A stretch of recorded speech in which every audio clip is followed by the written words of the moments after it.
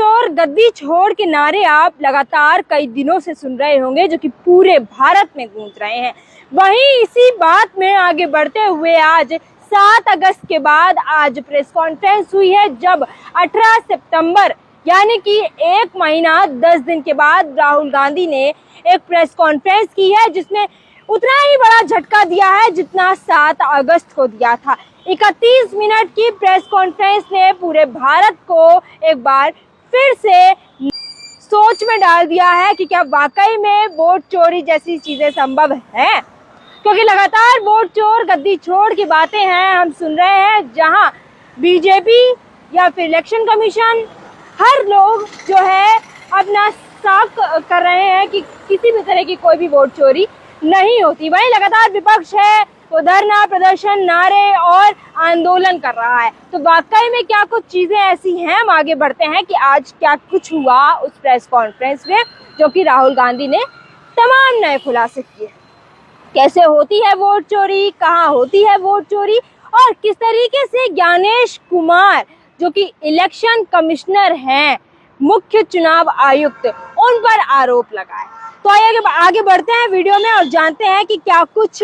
कहा है। कांग्रेस के सांसद और लोकसभा के नेता प्रतिपक्ष राहुल गांधी ने आज 31 मिनट की प्रेजेंटेशन के माध्यम से एक प्रेस कॉन्फ्रेंस की और प्रेस कॉन्फ्रेंस के माध्यम से वोट चोरी को लेकर तमाम नए खुलासे किए, जिसमें उन्होंने कहा कि 1-2 वोट चोरी नहीं हो रहे हैं, यहाँ पे 6118 वोट हैं, उनको डिलीट करने की कोशिश भी की गई है कर्नाटक के आलंद में, जहां पर मोबाइल नंबर के माध्यम से ऑफलाइन ऑनलाइन हर संभव कोशिश है वो की जा रही है वोट को काटने की, जहां पे दूसरे राज्यों से नंबर लिए जाते हैं, फिर उनको रजिस्टर्ड किया जाता है और पूरी प्रोसेस जो भी फेक प्रोसेस है उसमें इलेक्शन कमीशन है वो पूरी तरीके से मदद कर रहा है और लोकतंत्र की इस प्रक्रिया को बर्बाद करने की कोशिश कर रहा है, ऐसा राहुल गांधी ने कहा है। और क्या कुछ कहा है राहुल गांधी ने, ये भी हम जान लेते हैं, क्योंकि उन्होंने ठोस सबूत दिखाए और पूरी बात है वो तथ्य के रूप में उस प्रेजेंटेशन के माध्यम से पेश की।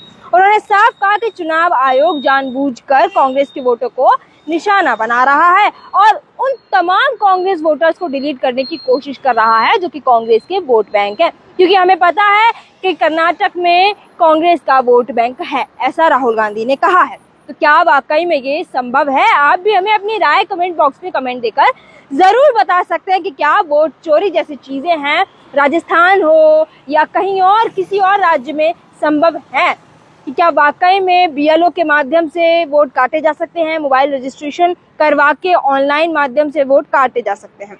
इसी के साथ हम बताते हैं कि राहुल गांधी ने क्या 4 बड़े आरोप लगाए हैं। राहुल गांधी ने साफ दावा किया है उस 31 मिनट की प्रेजेंटेशन के दौरान कि कर्नाटक के आलंद में 6018 वोटर्स को डिलीट करने की पूरी कोशिश की गई है,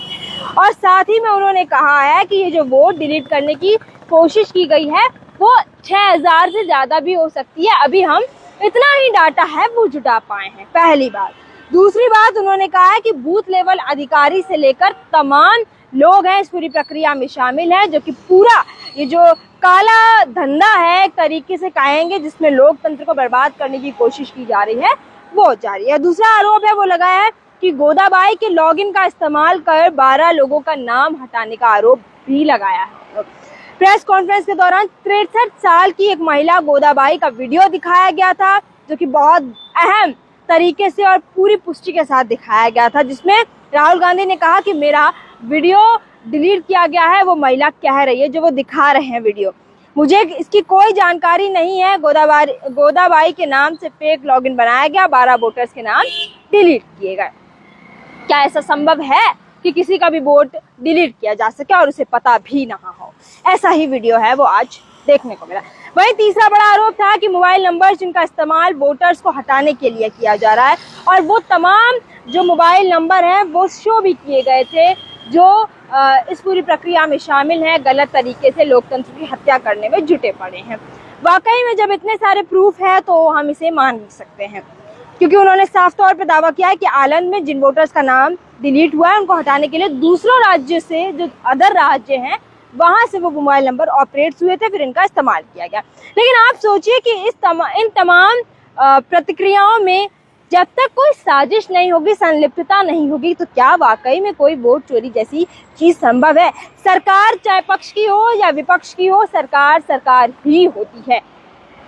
जब तक इलेक्शन कमीशन खुद संलिप्त नहीं होगा तो क्या ये सारी चीजें संभव हैं? मैं पुष्टि नहीं कर रही हूँ, मैं सवाल कर रही हूँ सिस्टम से, मैं सवाल कर रही हूँ लोकतंत्र की हत्या करने वालों से कि क्या वाकई में ज्ञानेश कुमार संलिप्त हैं, शामिल हैं सत्ता पक्ष के साथ, जो कि कांग्रेस के वोट काटने में लगे हुए हैं। अब आपकी क्या राय है, हमें कमेंट बॉक्स में कमेंट कर जरूर बताइए कि क्या वाकई में वोट चोर गद्दी छोड़ का नारा सही साबित हो रहा है या नहीं।